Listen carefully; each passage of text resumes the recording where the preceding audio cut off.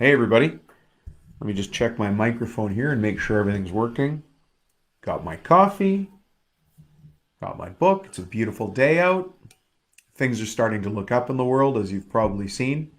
And it's a good time for us to do an update here in Profit Tool Belt's program called 30-Day Construction Business. If you're thinking about starting a construction business or hitting a restart on your construction business, there are three success clues that you want to look out for. You'll recognize these in other people that you see who are being successful and doing what they do. And I'm hoping that you get a little nudge, a little bump, you get a little positive encouragement from me if you're already doing these three things. Now, if you're not, it's an indication that maybe these are some areas you need to go look in. Find some more information. Keep doing whatever you're doing. Keep searching. Watch videos like this or anything like this to help you keep along that path of success, because success is not instant. It's not overnight. Everybody wants to make it seem like it is and think that you can just do one thing and get success, but really it's a combination of small changes applied over time consistently, with the right mindset that helps you be successful. Now, what's success? That's a great question that I get asked. Dom, what is success? Well, that's actually not for me to answer. That's for you to answer. For you, success might be to be a great husband, father, mother, sister, aunt, uncle, cousin, brother, whatever it is. Maybe that's your definition of success. Maybe it's to take care of your parents. Or maybe success is to start a business so that your spouse can stay home and do whatever they want to do, and you run a business that fulfills you, that makes you feel like you've made it, that you're a self-made person. I actually get lots of people who are new to the country joining the course. And for them, it's really important to say, not only have I come to the country, but now I'm adding value to the country. I'm doing something. I made the most of my life. I left wherever I was, made this incredible journey over here, and now they've completely hit reset on their life and they're doing wonderful, crazy things. So successful. The kind of success they weren't even allowed to do. Weren't even allowed to do in their old country, right? And certainly the immigrants that are in my family that came over did that same thing 30, 40, 50, 60 years ago in some cases, right? And so we've seen that success now, and that success, those success rules, I'm sorry, still hold today. So there are three success clues that I look for when I'm working with people, when I'm talking to people. I can see the clues. There are little flags that go up or little flags that stay down that tell me that person's on the path to success. And I'll tell you what the three are. I've got my notes here, as I always do. The 3 points are this. Number one is desire. Number two is information. And number three is action. Okay, so desire. Let's start with that. Somebody who's successful wants it. It sounds so obvious, but I mean, they really want it. They are focused on moving towards something that helps them feel like they are moving forward, successful, taking advantage of all the opportunities, looking at all the opportunities, knowing which ones to ignore that are just going to take them off their task, and moving quickly towards the ones that are going to keep them focused on their task. One of the things that I'm very fortunate to do is I get to work with lots of construction business owners all the time. And what I love hearing is the story of a guy who maybe started, let's say, a cabinet shop. I've got lots of cabinetry people that I work with because they always have the same origin story. Well, they've got two different origin stories. The one that I hear a lot is, hey, Dom, you know what? I started out by making cabinets for my mom because we got a quote and I couldn't believe it was going to be that expensive. So I redid my mom's kitchen. And then people came over and loved it and said, hey, can you do our kitchen? And what started in maybe the 80s, which at this point is not very long ago, becomes a business. And now they're running a couple of $1 million business with 5, 6, 8, 10, 12, 40 staff in some cases. And they started in the late 80s and the mid 80s just by making their mom's kitchen and by word of mouth. And now they've grown to a multi-million dollar, what might be called an architectural millwork business. That's very, very common.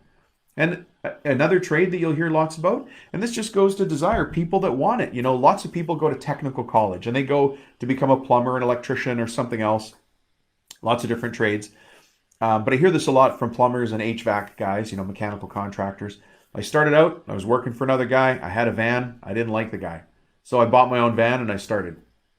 That's the story. And what started as a guy in a truck who took his dog to work every day Dial it forward 10, 15 years, and now that guy has a fleet of trucks and a crew of people. The dog's still around. It's a little bit older, but he's still the same guy with the same basic equipment, but going out there and making his own way in the world. So that's the desire. You have to really want it. You have to be pulled towards something, not being pushed from something. So do you have that desire? Do you really want to go out there and make your own way in this life? Because nobody's going to do it for you. I'm not going to do it for you. Your neighbor's not going to do it for you. You're going to do it for you. And by doing that, you're going to show the other people around you it's possible. You're actually going to influence your kids and your family. And they're going to say, look at Uncle John. Look at Auntie Jane. Look at what they've done. Maybe I can do that too. And by the desire you have today, you're inspiring others to follow you later. Okay, so there's number one. Number two, information. I kind of think you get the information thing already because you're watching this video. But are you reading the books? The good books. Now, there's lots of books out there that are junk. Feel free to read those. They're lots of fun. Reading is great. If you don't have time for reading, you can listen to podcasts. Many of you met me through one of my podcasts. I actually host two different ones.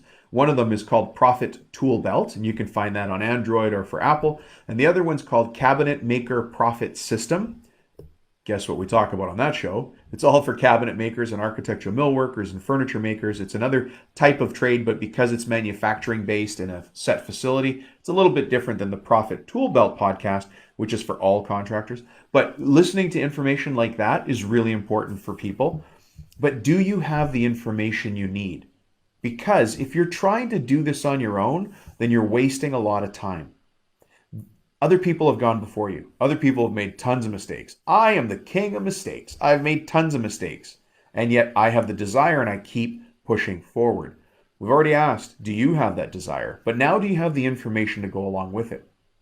Sometimes people ask me, Dom, what's the greatest expense, the biggest expense a business can have? And I change that question because I'm a business coach, is what I do. I try to help people see the world a little bit differently. Think about things from another angle. And I'll come back and I'll ask him this. Your greatest expense in business is actually your greatest expense as a business owner. And that greatest expense is not knowing. It's okay to not know something, but it is not okay to keep your head stuck in the sand and never know. The information's out there. Go read the great books. Can I tell you some of the greatest books for business you'll ever read? There's lots of them, by the way. This is just my very short list, a jump list, if you will. If you had to drop me in a new country where I had to start again, where I had to reset in my life and my career and set up my family for the future, here's the books I would read. Okay? Now, I'll say them in a certain order, but you can read them in any order you want. So I'll say number one is a book written by Michael Gerber. It's called The E-Myth Revisited, Why Most Small Businesses Don't Work and What to Do About It. It's a long title. Everybody just calls it The E-Myth. And it's written by Michael Gerber. That book's fantastic. For those of you who've seen me speak on stage at conferences or trade shows or even on the podcast, you'll hear me. I have the same joke. I tell the same joke all the time because I use what works. If you buy that book, it's $20. If you buy the E-Myth, it's a $20 book. If you don't buy that book, it's worth $20 million. It's that important. That book is crazy. I remember the first time I read it, my wife will still tell you the story. We were living in a townhouse, really small, shared home, row home. And I was pacing back and forth in the living room and I was reading this book. Thank God it was a paperback, and I'll tell you why in a second. So I'd read 2 pages and I'd do this, I'd close it and I'd go, and then I'd open it again and keep reading because I was making all of the mistakes in business that Gerber was talking about in the E-Myth. So that's number one. Number two comes from a business author that I've worked personally with for the last decade. His name is Brian Tracy. Brian Tracy. And that book is called The Way to Wealth. It's actually the Way to Wealth workbook.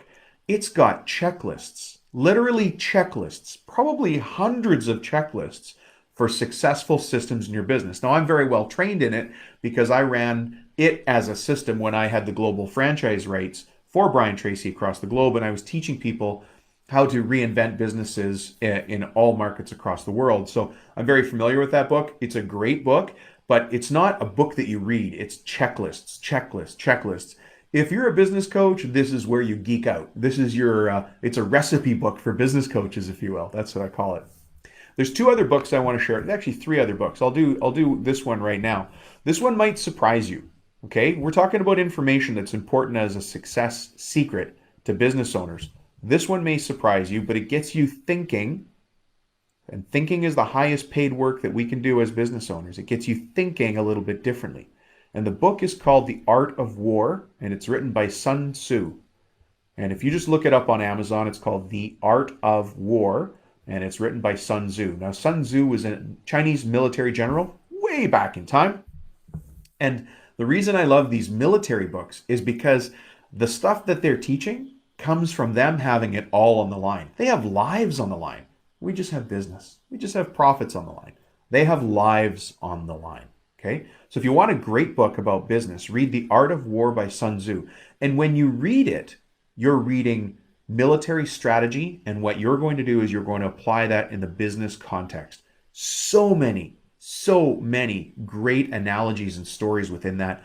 It's a pretty easy read. I love it as an audiobook. I bet you if I looked at my phone right now, I've probably played it as an audiobook 75 or 80 times. It's that good. So I certainly recommend you read that book.